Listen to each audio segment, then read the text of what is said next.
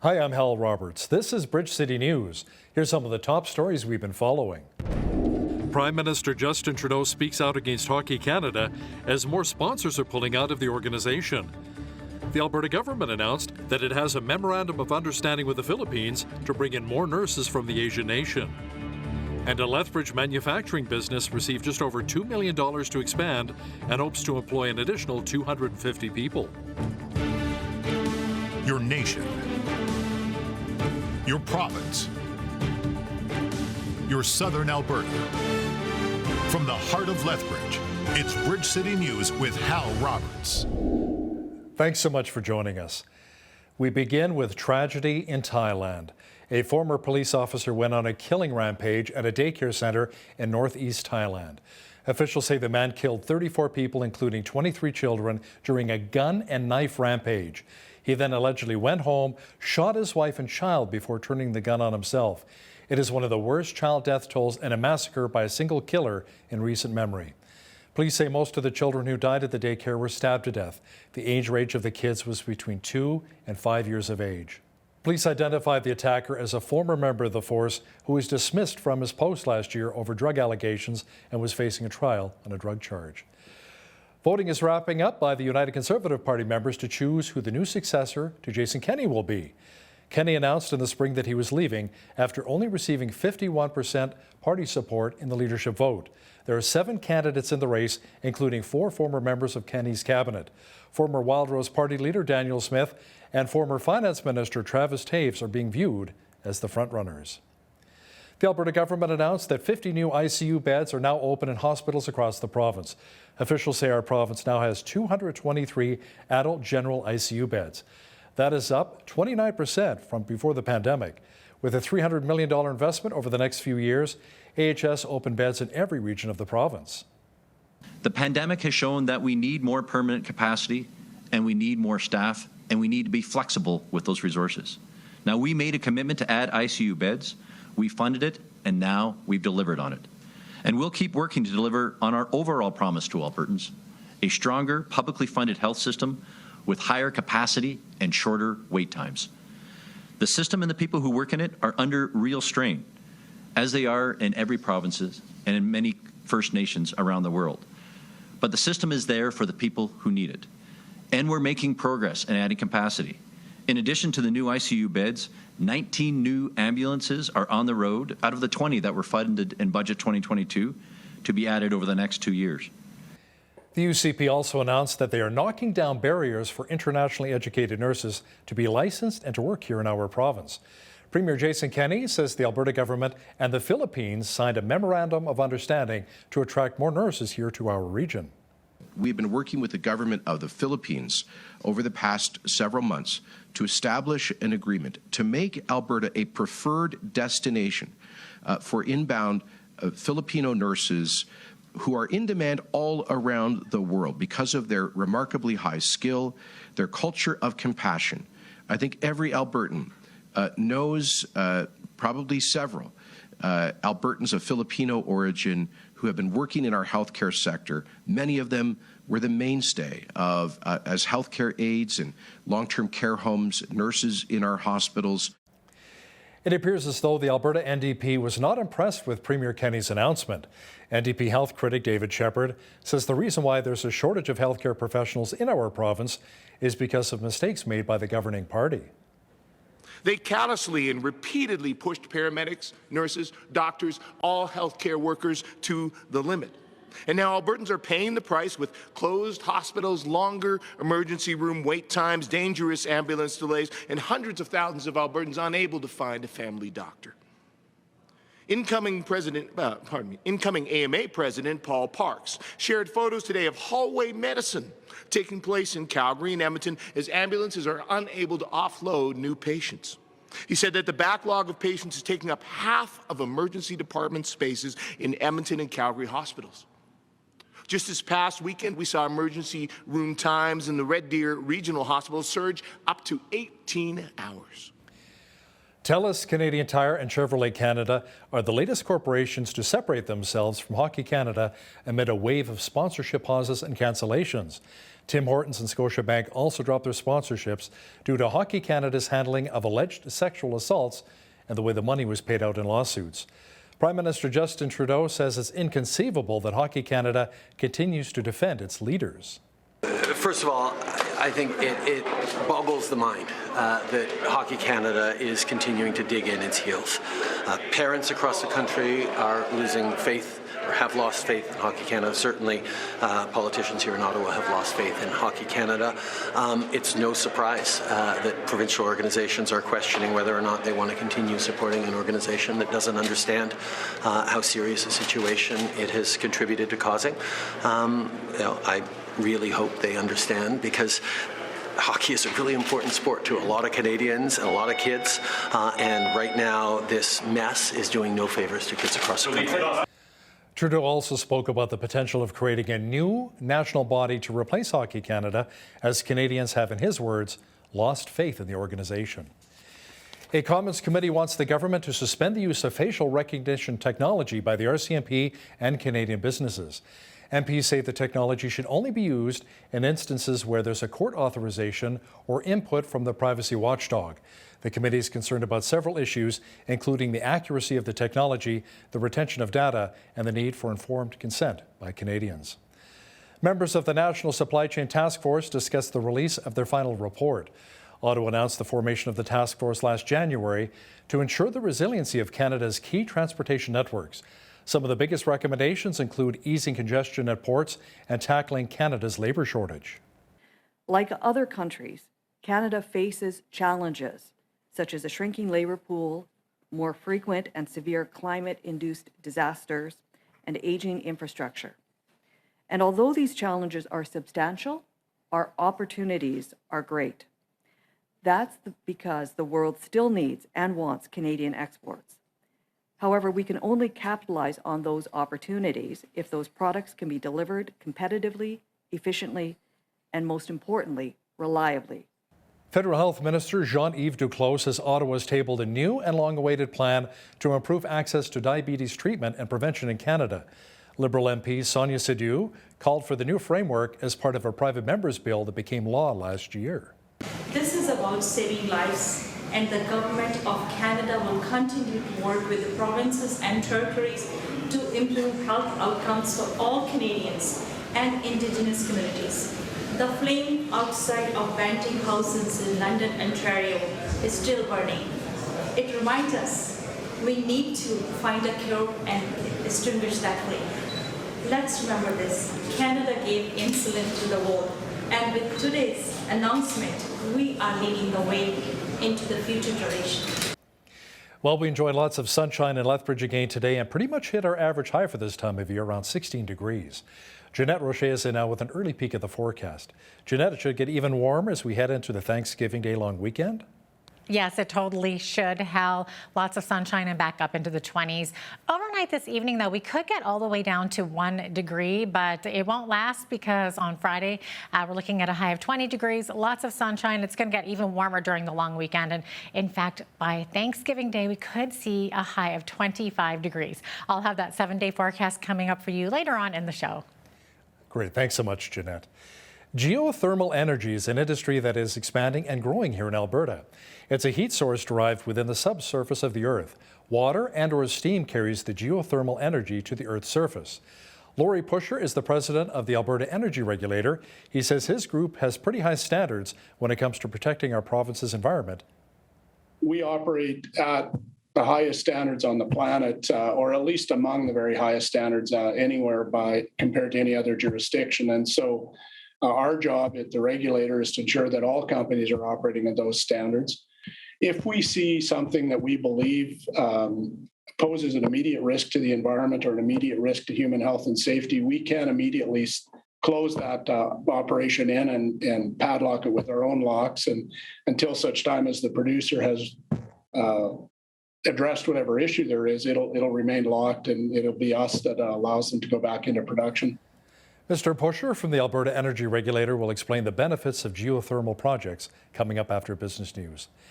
A healthy dose of funding has been invested in Lethbridge and its trades economy.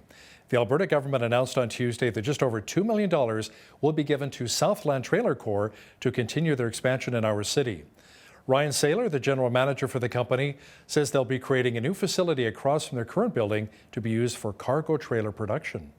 We're thrilled that this new plant will employ up to an additional 250 people, and we've already started recruiting and hiring for this facility. The new jobs created means we'll be able to offer apprenticeships not only now in welding, but plumbing, HVAC, electrical, HD mechanic, and carpentry. We're currently working with Southern Alberta high schools and their RAP programs, and the Lethbridge College on expanding these trades and apprenticeships here at Southland. We're targeting to have production started in this facility by the summer of 2023. The funding comes from the province's rural stream of the Investment and Growth Fund. Saylor says it was the funding from the Alberta government that made him want to continue with the expansion instead of moving to a different province or going to the United States. Treaty 7 and its impact on the Blackfoot people was discussed at a SACPA session. Treaty 7 was signed in 1877 after 2 years of talks as the current Canadian government hoped to build the railway across Indigenous land. Dr. Mike Brewsted, a University of Lethbridge professor and the great-great-grandson of Red Crow, who was chief of the Kainai people at the time, said the ramifications of Treaty 7 were not kind to the Blackfoot people. The chiefs at that time, especially my great-great-grandfather, Red Crow, said, how can you give us land when it's already ours? And today that's in legal, I guess, context. There has never been meeting of the minds. It's just been kind of a whitewash and steamroll the treaty. But the treaty was also to open the door for CP Rail by John A. Macdonald. So there was a whole agenda behind it. And some of the provisions and accommodations given, such as health, education, farming, ranching, have never materialized. Brewsted adds that the Blackfoot were misinformed by the settlers as they preferred an oral agreement compared to the written one that was drawn up. Canadian Blood Services is hoping you will give a part of yourself for this upcoming Thanksgiving long weekend. The company is in dire need of plasma, blood, and platelet donations. Now here in Lethbridge, the Plasma Donor Center needs a high number of appointments to be filled as we get set to gobble down on some delicious turkey. This weekend is a really important one. Thanksgiving, like a lot of our long weekends, is often harder for us to collect donations. People are out of town, they're busy with their family. We do see donations at a lower amount, and we do have 113 open appointments between Friday and Saturday that do need to be filled. You know, we're really thankful for the Lethbridge community for the ongoing support of our plasma center. So we hope that we can count on them once again to kind of rise to the challenge, bring some family members, bring a friend out, and come in and donate plasma. Officials from Canadian Blood Services say thousands more new blood and plasma donors are needed across the country. The idea of having more off-leash dog parks has been a hot-button issue of late. During a meeting at City Hall, members of a standing policy committee were asked to report back to City Council to explore the idea of adding in 6 more off-leash dog parks in our city. A survey was completed in June, and over 2,000 people responded, with 86% saying they were in favor. The motion was passed unanimously by members of the committee. Now, Blair Richter, the general manager of parks and cemeteries for the city, compared the number of dog parks in Lethbridge to other cities in Alberta.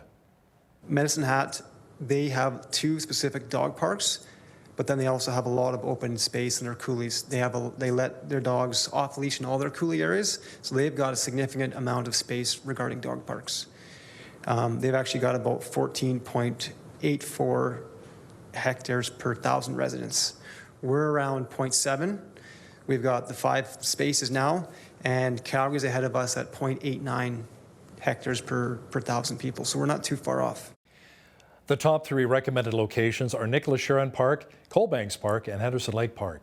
The construction cost to implement these dog parks would range from $52,000 to $134,000. Alberta Parks has a popular crowdsourced app has been leading hikers astray in Kananaskis country. It says search and rescue crews have had to help visitors in the scenic mountain area west of Calgary. They were misled by information on the All Trails app. Alberta Parks says hikers should never rely solely on an app to plan their trips, but instead read guidebooks, look at satellite images, and check official trail reports. A spokesperson for All Trails says it takes safety seriously and users can suggest edits or reviews to ensure information is up to date. Saskatchewan is getting set to host 2 Canadian Mixed Curling Championships in a row. Prince Albert will be the host city for this year's event from November 6th through the 12th. And Curling Canada announced that the 2023 championship will be held in Swift Current. Curling Canada CEO Catherine Henderson says many in Saskatchewan are quite passionate about the sport, so it just makes sense to host 2 straight championships there. Residents in Fort Myers, Florida, whose homes were severely damaged by Hurricane Ian, were praising God for keeping them safe. They were also thanking the Samaritan's Purse volunteers who've been helping out with the cleanup efforts. The wind blew against the water, blowing it back that way instead of blowing it this way. If it had blew it this way, I wouldn't be here. The tree almost hit this house, but by the grace of God and for the grace of God, He spared us. Since it's happened, I've probably slept maybe 10 hours. I don't even know really what day it is. It's going to take time and a lot of inner strength, not just physical strength, but inner strength. And thank goodness there's people here like you to help us. I'm thankful. I'm thankful we're alive. I mean, the material things can be replaced. It's just hard to see, you know. I know that God is there, and with this reinforcement from Samaritan's Purse is unbelievable. Unbelievable is right, praying for so many people on the East Coast. Well, here in southwestern Alberta, we enjoyed unbelievable fall temperatures once again, and those warm temperatures will be sticking around. A complete look at the weather picture is on deck.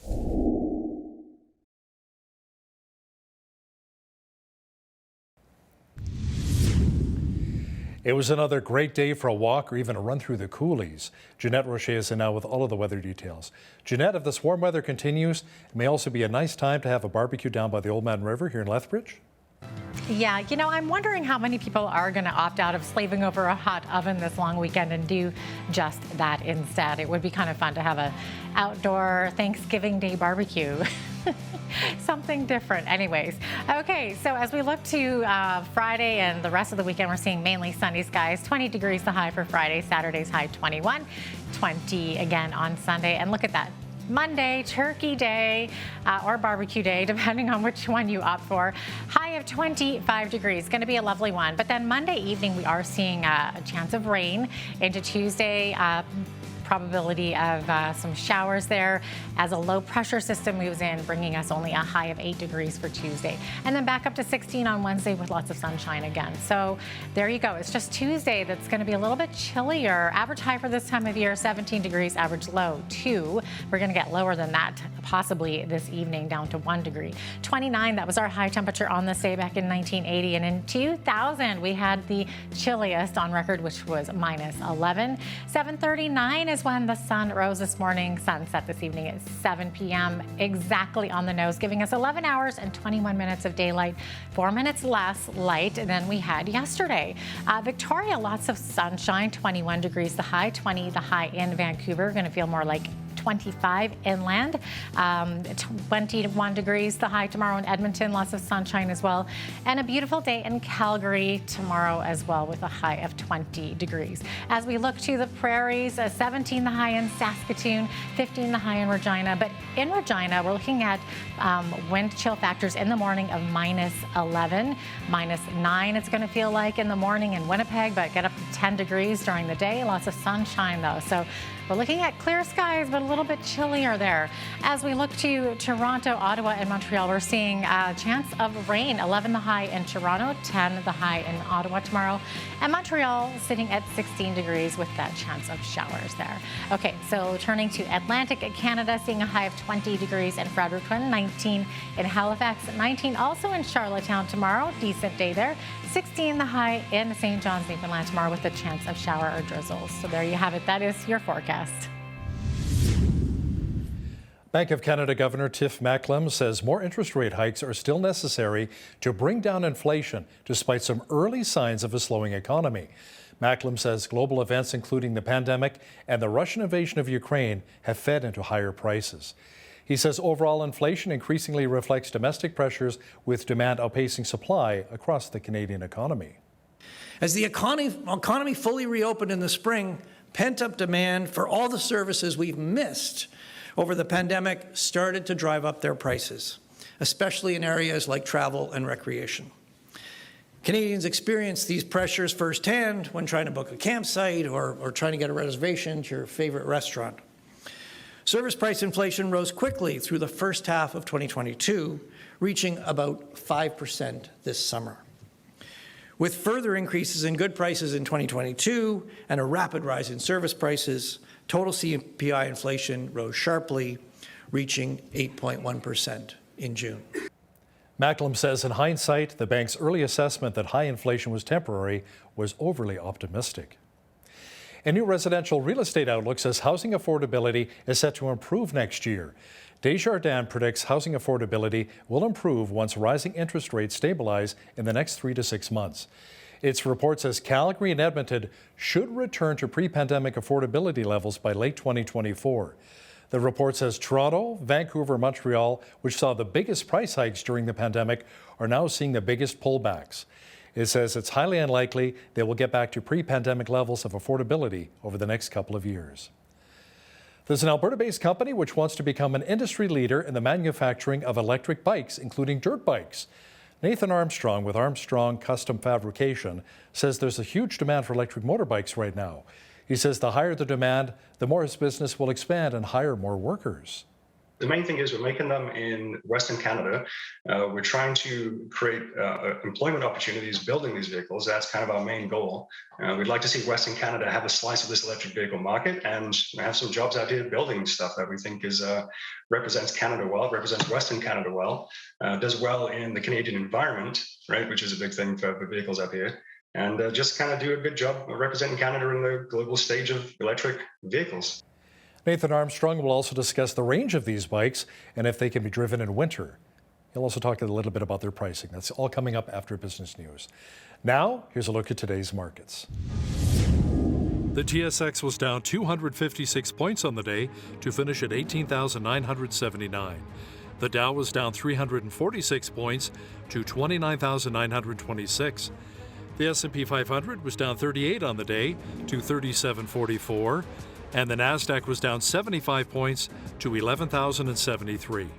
West Texas Intermediate Oil was up 69 cents to 88.45 US per barrel. Natural gas was up 4 cents to 6.97 US.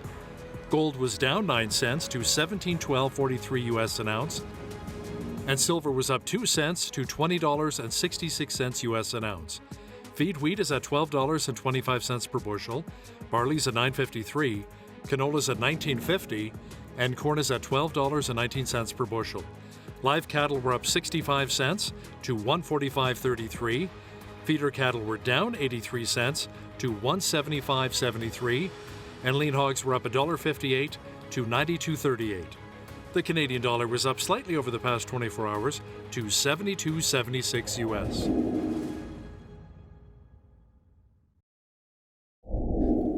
Recapping one of our top stories, tragedy in Asia. A former police officer went on a killing spree at a daycare center in northeast Thailand.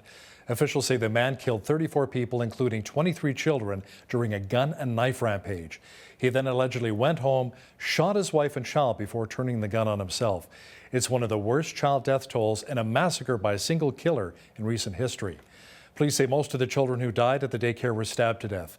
The age range of the kids was between 2 and 5. Police identified the attacker as a former member of the police force who was dismissed from his post last year over drug allegations and was facing trial on a drug charge. Geothermal energy. Now, it's something that's becoming more and more popular as an energy source here in Canada. But what kind of an impact does it have on the environment? Lori Pusher, the CEO of the Alberta Energy Regulator, will offer details on its impact in just a moment. And listen, if you see news happening in your community, be sure to drop us an email at info@bridgecitynews.ca. We'd love to hear from you. Here's your Bridge City News community calendar. The Lethbridge Handmade Market Spooktacular Edition is taking place Saturday, October 22nd at Exhibition Park in the South Pavilion from 9 a.m. to 4 p.m. Discover unique handmade treasures from over 100 artisans. Come in your favorite Halloween getup and take part in the costume contest. There's also a scavenger hunt and opportunities to win amazing door prizes. Admission is $5 per person and kids under 14 can enter for free. For details, visit lethbridgehandmademarket.ca. Big Brothers Big Sisters in Lethbridge is looking for volunteers to mentor children and youth in their various programs. Volunteers commit to 1 visit per week for 1 year. They have many kids that are looking for a big brother or sister. Make a difference in a child's life and start something big. To apply, visit lethbridge.bigbrothersbigsisters.ca. And for more information, call 403-328-9355. And that's your Bridge City News Community Calendar.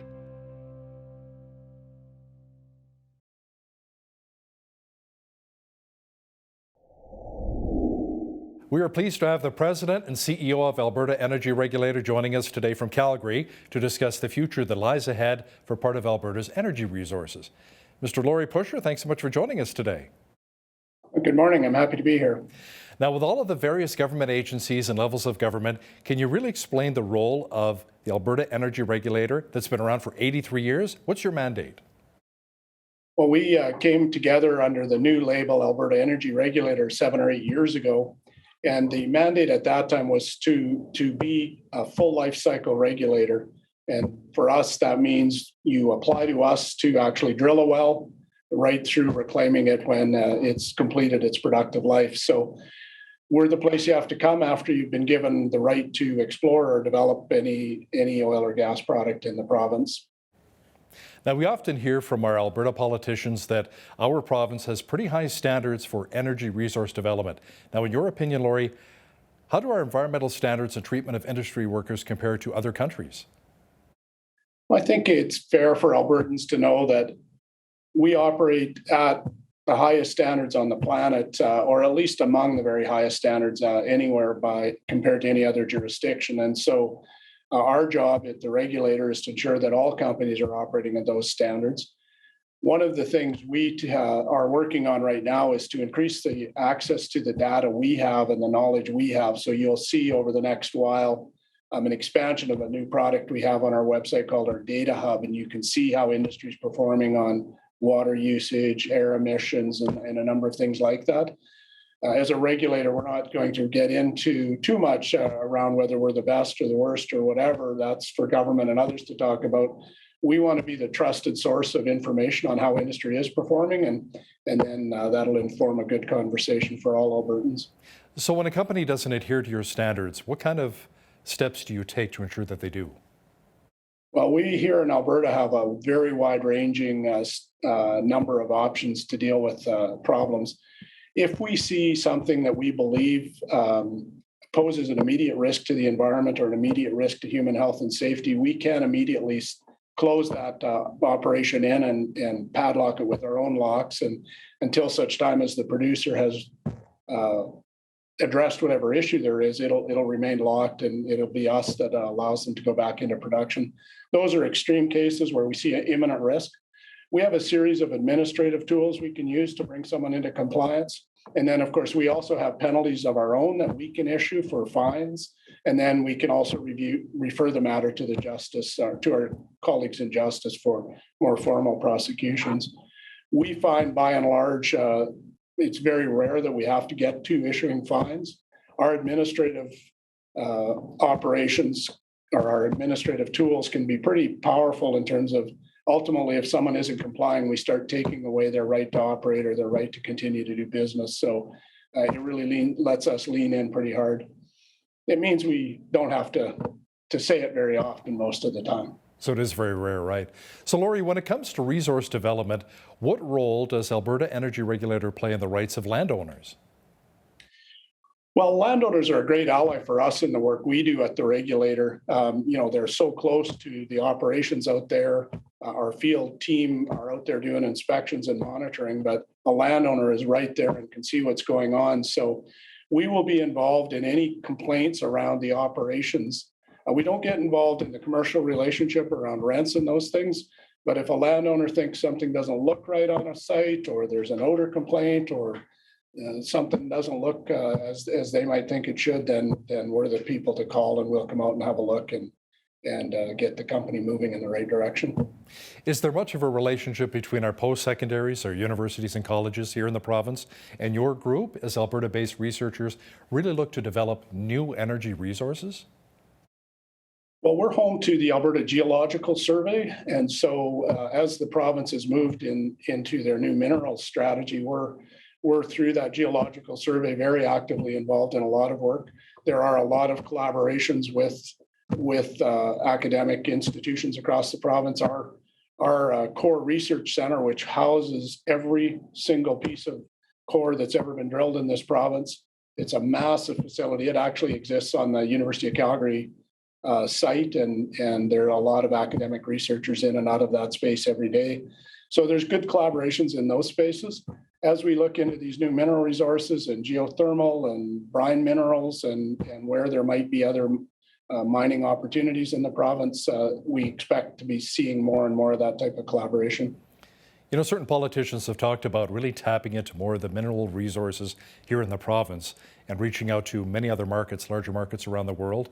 Can you talk about the development when it comes to our mineral resources? Is it pretty big right now? It's pretty modest right now in Alberta. Alberta's the folks at the survey tell me there are mineral opportunities in the province. One of the challenges Alberta's had over the years is you always ran into oil or natural gas at such profound opportunities. It was hard to keep looking for something else. We have couple active projects right now doing pilots on geothermal development, and that would be large-scale geothermal where you're drilling something akin to an oil well to produce that heat resource. Right. There's a couple of those underway in the province.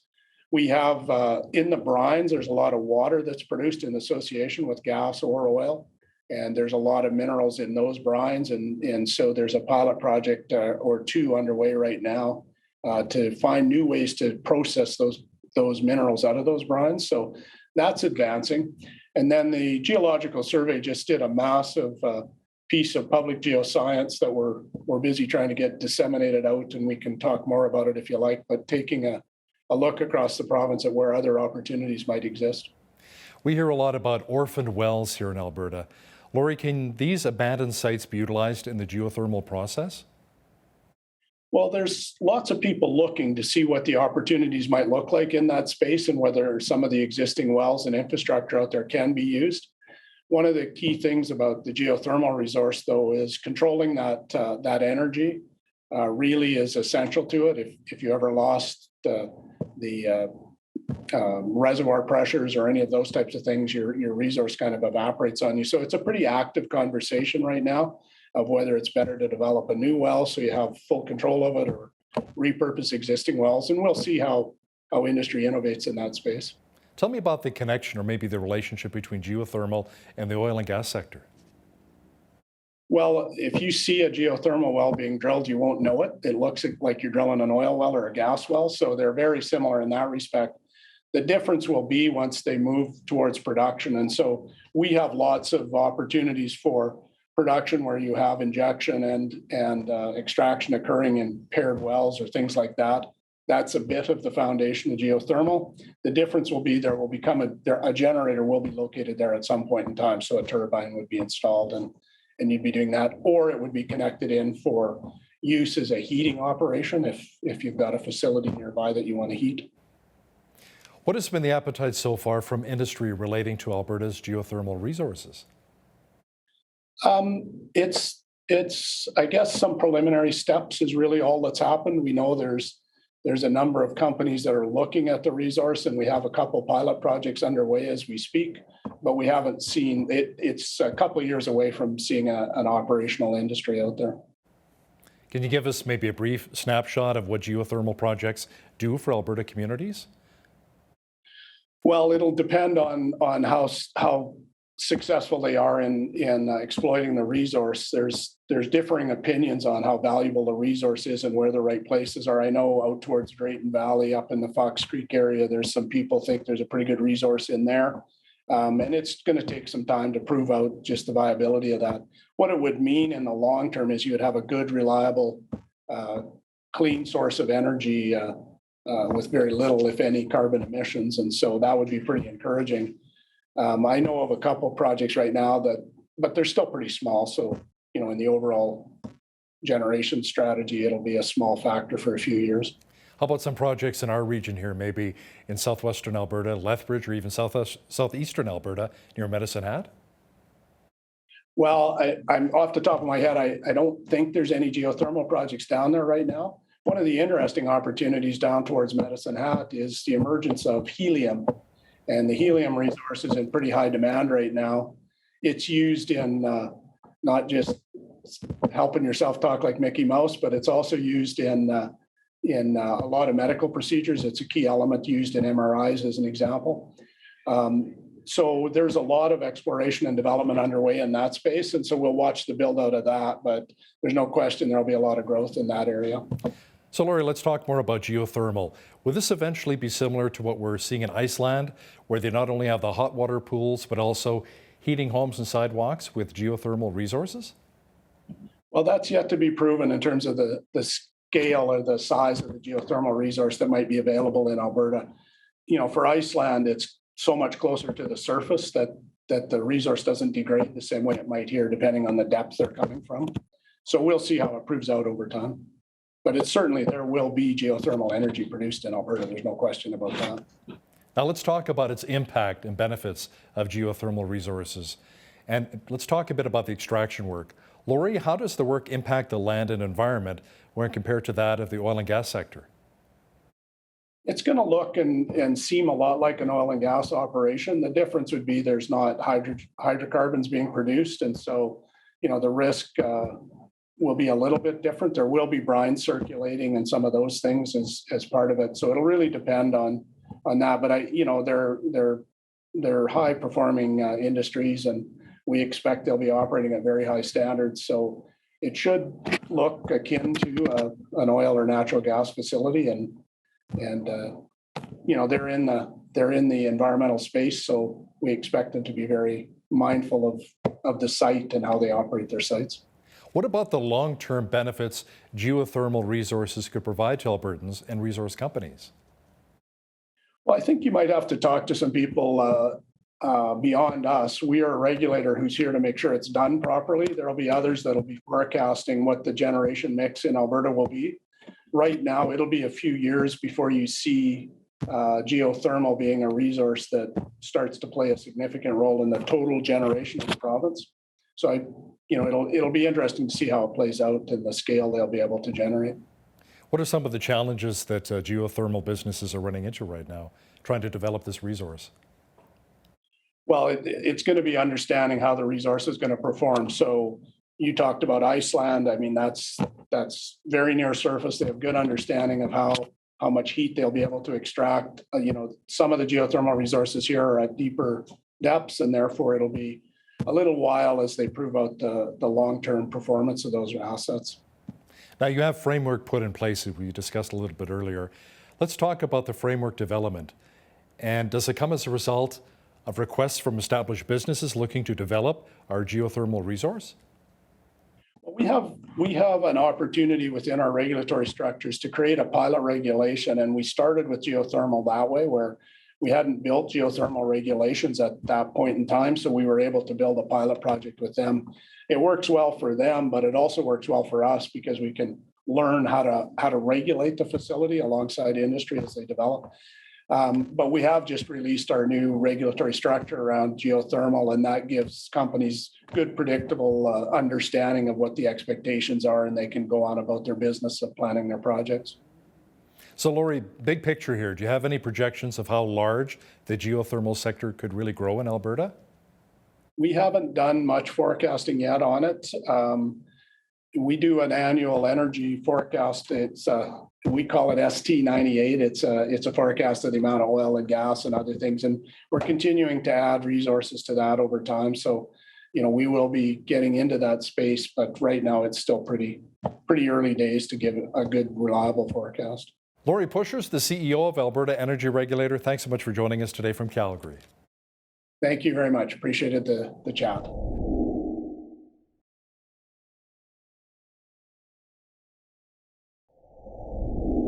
Electric modes of transportation are gaining in popularity. While some Canadian airlines are investigating electric aircraft, there's a Southern Alberta company that is now making electric dirt bikes. Nathan Armstrong of Armstrong Custom Fabrication joins us now from Rocky View County here in Alberta to talk about how this idea came about. Nathan, welcome to Bridge City News. Going to be here, thank you. Now, first of all, How long have you been building electric motorbikes? I've been building vehicles since 1996, mostly concept vehicles, prototype vehicles, some production vehicles. I've been dreaming about doing a dirt bike since about 1998. Just waiting for the technology to catch up with the idea, and we're finally here. So. You know, my first bike was an old 69 Yamaha street bike, two-stroke. It used to smoke like there was no tomorrow, but I had so much fun with that thing riding from Calgary to McKay's Ice Cream out in Cochrane. So great memories until winter hit, of course, in southern Alberta. Then I ended up taking the bus when I was a kid. Now you make electric dirt bikes. Any chance of maybe building electric street bikes? Perhaps a cool chopper? There's lots of projects in the works. You can actually register our dirt bikes as a street bike. So if you buy one, you can, as a consumer, register it as a street bike. It's just as a manufacturer, we don't have that step completed yet. But yeah, there's a kid's bike in the works. There's an electric stunt bike we've been commissioned to build, and some other fun stuff that we're doing. So. Now, what kind of work were you doing before you went down the path of building electric motorcycles? We were building vehicles for other companies. That's our main business. So we design, engineer, fabricate prototype vehicles for other companies who are starting up and getting products into the market. So we've done 3 electric motorcycles for companies in the US, and we just thought it was time to throw a hat in the ring and try our own thing here and see if we can make a go of a product coming out of Canada. So Nathan, what have been some of the biggest challenges you faced lately? Supply chain has been a little challenging. But yeah, no, actually, it's been fairly smooth sailing. It's been fairly good. We just have the first bikes out now for review. They're down in the States with some influencers and some big groups down there doing some testing. We're getting some good positive feedback on those tests, and we're going to start. Sales are happening now, so we're in production and we're selling bikes. So. You know, George Carlin, when he was alive, the comedian, used to say that motorbikes sound a lot like their names. Yamaha, or Harley, right? So a lot of people actually like the sound that bikes make, but with electric bikes, they're fairly quiet. They're very quiet, yeah. We do have an option to put, we have the side panels energized with speakers, so we can make noises and we can make different haptic feedback for the rider, but we can make engine noises if you really want to make engine noises. So. But it's nice to ride quietly through the forest. It's a nice peaceful experience being quiet. So, you know, when I talk to Harley riders as well, and I talk to them about it, I said, well, why is it so loud all the time? He says, well, when it comes from the factory, it's actually quite quiet. We have to put on the aftermarket accessories to make it really sound like a Harley. But how we do it for our safety, because there's so many crazy drivers on the roads today. We want people to know where we are at all times so they're aware. So with an electric bike, it's fairly quiet. Isn't that more dangerous? I wouldn't say it's more dangerous. I mean, these aren't street bikes at this point. These are dirt bikes, and they do make a bit of noise. Like it kind of sounds like an electric race car, that kind of noise, like a turbine kind of a noise at high speeds. So they do make a little bit of noise, but most people enjoy the quiet. Most people enjoy the ability to ride in neighborhoods like backyard tracks, this kind of thing. It kind of opens up a new area of possibilities for people to ride in places that you couldn't ride because of noise issues before. And then from a maintenance standpoint, there's no maintenance on the bike ever. So like if you buy this for your kid, you don't have to be changing oil on the weekends. There's no smell. There's some upsides to it, but the main thing is we're making them in Western Canada. We're trying to create employment opportunities building these vehicles. That's kind of our main goal. We'd like to see Western Canada have a slice of this electric vehicle market and have some jobs out here building stuff that we think represents Canada well, represents Western Canada well, does well in the Canadian environment, right, which is a big thing for vehicles up here. And just kind of do a good job of representing Canada in the global stage of electric vehicles. That's kind of our main goal. So Nathan, let's talk about some of the feedback you've received from your customers across North America. We're beating records. It's wonderful. The last test we had, we beat the KTM electric bike by like 20 miles an hour on the top speed. We equal their acceleration. We're 80 pounds lighter. So we have quite an interesting package. And what we're excited about is there's other companies coming up in this same space, and there's real racing happening. So we want to get in on the racing action and see if we can get some wins in the stadium races too. Now, there's some serious competition when it comes to making electric vehicles, whether it's bikes, cars, airplanes. There's a lot of competition these days. How, or maybe to whom, are you marketing a lot of these bikes? Really the performance enthusiast and someone who's looking for something high quality, right? Like we're trying to make the best high quality vehicles we can make. We're trying to make them last for generations. That's really the goal, right? So like we have a triple lifetime warranty. So like your grandkids can come and get the frame repaired still. We're really trying to make it like the best you can make an electric bike, right? It's super high performance. We're making our own batteries. It's just a quality product, right? So that's really, we're going for people who just want the best, really. And, You know, I talked about that old Yamaha street bike that I had, that 69 two-stroke. It was a 250cc motor. How do you classify the output or size of an electric bike? It's very difficult. We have more power than a 450cc up to 20 kilometers an hour. And then we're kind of about like a 250cc four-stroke kind of speed. Off the line is incredibly fast. And then top speed is about 120. So they get up and go pretty good. 0 to 60 in like about 9 seconds kind of thing. So, you know, they're good. They're fast. They're much faster than we expected, put it that way. When we started building these things, it was kind of an experiment to see how we would do. And when we built our own battery, we really turned up the power, and the bike side just kept going faster and kept going faster. We were all fairly surprised by the performance we were getting from it. And now we've put it out for review, and other people are surprised as well. So it's just turned out to be a good overall package for this particular bike. So. You know, Nathan, I've interviewed a few Tesla owners over the years, and they say, well, the Teslas are great for about the first 7 or 8 years, but by years 9 and 10, they have to replace all of the batteries. And a lot of times it's not even worth doing that because it's $20,000. It's so expensive replacing the batteries. They just turf the car. So what about the batteries when it comes to replacing them on the electric bikes? Well, they're about $2,500 our cost to build them. That's what we're selling them for. But it's kind of an interesting thing because when you buy the bike, the battery comes out of the bike. And so when you buy the bike, you're actually buying a battery that you can use independently of the bike. So if you want to like back up your office at your home, or you want to run your laptop at the campsite or something like that, you have this battery you can use. And you can swap them out. So if you're racing, you can have a battery charging while you're racing and then swap them out kind of thing. So it's a different, we like these small vehicles because of that aspect. The battery is light, it's not expensive. We're still getting 300 kilometers range out of that battery. But because it's a small light vehicle, we don't use a lot of energy. So, so yeah, we're thinking that this is kind of a nice form factor for batteries, and we'd like to see this become like a ubiquitous kind of a battery that can be used for the multiple vehicles, can be used in people's homes, backing up businesses. We do all sorts of things with this battery. So, but it's definitely small enough for one person to carry 2 of them. That's kind of the goal. Yeah. So what other maintenance outside of the battery itself would these e-bikes really have? Nothing. Chain and tires. That's it. That's like forever. Like we don't even have a rear brake, so we're using the regenerative braking for the bike. So we're not even wearing out the brake pads. So it should run for 10,000 years, like without any maintenance. Like that's kind of the nice thing about them, right? They should just go forever. Future-proof. Anything that happens in the future is going to be a software upgrade, which we can do over the air kind of thing. So from a software perspective, they're future-proof. So yeah, we really think this is a vehicle for the future. And it's really fun in the winter too. You mentioned like not riding the bike in the winter. With a couple of feet of snow, it's a blast. It's really, really fun. So we've been using them like snowmobiles out here, and it's a lot of fun.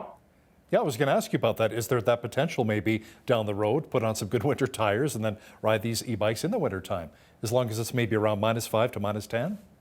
They go better in the cold. They like the cold. So the colder it is, the faster they go. So. Now, you mentioned about the range with some of these bikes, and how many kilometers can someone possibly get? We get about 2 hours riding time if you're really pushing it. If you go in gentle, 3 or 4 hours riding time. Now, as you were designing and building these bikes, Nathan, and developing the manufacturing process, let's talk about some of the supply chain issues that you mentioned earlier that really came up. Well, what's nice is that we're only using very high quality components. So the controller we're using is a Canadian company out of Ontario. And they were wonderful at supplying us. Like they put us at the top of their list, and they were making parts for us by hand to build the bikes we have now. The motor we're using is from the US. The throttles are all European. So like because we're only using high-end components, we didn't have a lot of problems, really. It wasn't too bad. All the metal we're using is Canadian, all the aluminum's Canadian, and we can get all that. So it really hasn't been too bad for us. Yeah. What kind of a warranty comes with the bikes? 2-year general, and like I say, it's a triple lifetime warranty on the frame and motor. So that's kind of we really want to push the idea that you can have this vehicle for your whole life, and even give it to your kids and your grandkids, and they can still use it, right? We really like this aspect of Canada making high quality products, and we're really trying to push that idea as far as we can. So yeah, 2 years general, but then everything else is a triple lifetime warranty. So are you looking into creating maybe, as the winter's just around the corner now as well, electric sleds? Or maybe some electric quads too? Possibly, but this bike handles so well in the snow that we kind of, we're just going to use the bike, I think. Like there's room on the back to put an ATV front tire, and then we can put a ski on the front. Right, we're going to experiment with that this winter. But as long as you're not above the axles, it rides like a snowmobile. Like they just goes through the snow and it's a great time. It's really fun. Is there enough torque and power to maybe haul a small trailer behind you as well? I think we have the same amount of torque as an F-150. I think we have 140 Newton meters of torque at the rear wheel. So yes, I think we, yeah. Well, that's incredible. That's unbelievable. Nathan, with your experience in fabrication, what is your take on the state of manufacturing here in Canada? That's a tough question. I think there's always a tremendous upswell of new companies trying things. There's always a tremendous amount of R&D happening in Canada. The SR&ED tax refund system we have here that gives you money back on R&D is a very attractive system that a lot of companies take advantage of. But what we don't see is a lot of commercialization and really support for growth for the next step in Canada, right? So we're trying to do this by ourselves. We're trying to do it a performance vehicle, low volume, because we can do that with the capital we have. But if we wanted to go high volume, if we wanted to make 10,000 of these bikes now, there just isn't the capital available to support that kind of growth, right? So that, I think, in Canada is something we could do better at, is really supporting companies when they prove themselves and the product's proven in the market and they're ready to go. For a bit more support for those kind of companies, like I think we'll probably need that at some point. We can do Indiegogo, that kind of thing, you know, but it would be nice if the system was set up a bit better to support medium growth companies kind of thing. Because then I think we'd see more, then you move into high growth and then you're a real company and then you're established and now you have an industry with a lot of jobs created, right? So it is important to do this. So in your opinion, how important is the energy sector, oil and gas, to fabrication shops such as yours? Oh, it's immensely important. I mean, it's the oil and gas sector out here is what supports this whole economy. And, we're really just trying to complement this. Like, we don't see it going anywhere. We see it growing. Like, we see in the next few years, it's probably going to, start picking up again and all this kind of stuff. So, but Alberta's switching to more clean energy. So electric vehicles, the bad rap about where we're burning coal to charge them so they're not actually clean. That's changing a bit now, so we're getting a bit greener on our energy production side of things too. But yeah, all the steel that we use obviously is, right? All the aluminum that we use, the welding, I mean, it's all powered by oil and gas. So it's a big part of the culture out here, and it's. So outside of a welder, what other trades would you be looking for to help you build some of these bikes? Oh, well, we use a woven hemp product for making the composite panels for the bike. So that's actually something we've been pushing for probably 10 years now, is that if we had the capacity to produce woven industrial hemp in Western Canada, the price point comes down to almost like cardboard.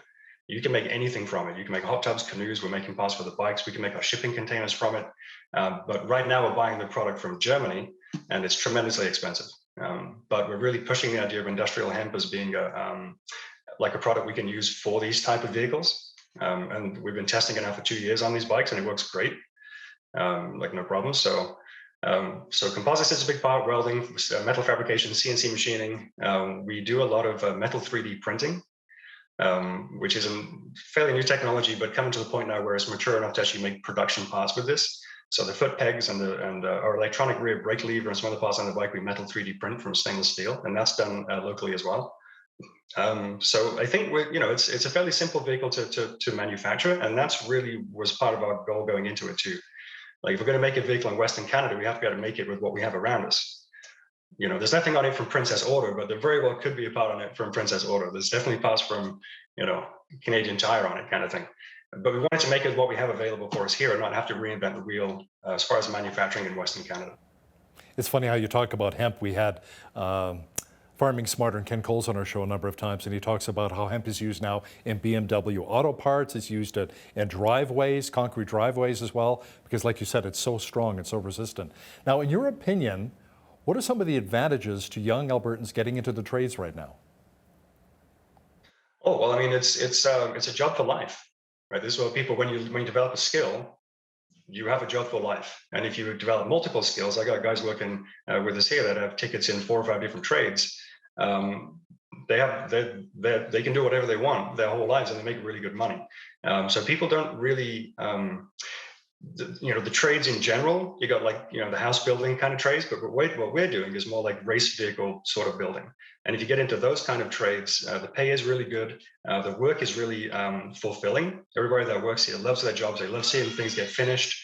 They love seeing things, come to life kind of thing. And they make good money, right? So it's a great career path for somebody to get into. And especially with all this new technology, like we've got a 3D printing farm here. And I got a guy, he just does 3D printing. He runs the 3D printers and he loves it. So there's new stuff coming up you can get into for a career that didn't exist 5 years ago. That's really exciting. And I really encourage young people to get into the trades and get into learning, not just the basic trades, but the high skill level trades, and in the new technology too. And what's that expression too? If you love your job, you'll never work a day in your life. Nathan Armstrong with Armstrong Custom Fabrication, thanks so much for joining us today from Rocky View County. My pleasure. Thank you so much. On behalf of all of us here at Bridge City News, I'm Hal Roberts. God bless and thanks for watching.